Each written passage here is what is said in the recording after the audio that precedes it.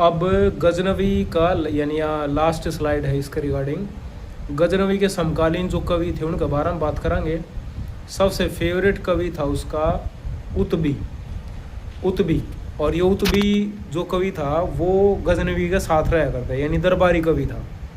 और इसने किताब उल यामिनी लिखी थी, क्योंकि यामिनी जो है सरनेम था अपने गजनवी का। यह इसने फ़ारसी भाषा में लिखी थी। और फिर आ है अपना दूसरा शाहनामा लिखनिया, यानी अलबरूनी को हूँ फिरदौसी ने शाहनामा लिखी थी।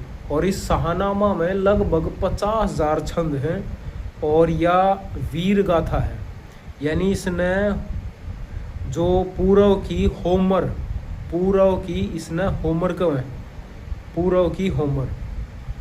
और इसके बाद अपन ने तीसरा अलबरूनी पढ़ा है, जिसने किताब लिखी थी किताब उल हिंद। और इस किताब उल हिंद ने यो अरबी भाषा में लिख के आया था, जबकि शाहनामा है वह भी फ़ारसी भाषा में थी। यह किताब उल हिंद इंग्लिश में ट्रांसलेट करी थी एडवर्ड साची ने 1888 में, यानी 1888 में। और रजनीकांत दत्ता ने करी थी या हिंदी में ट्रांसलेट। जो अलबरूनी था वो पहला कवि था जिसने जो पुराण हैं उनका अध्ययन कराया था, यानी पहला मुस्लिम कवि जिसने पुराणा का अध्ययन करा। उज़्बेकिस्तान थे।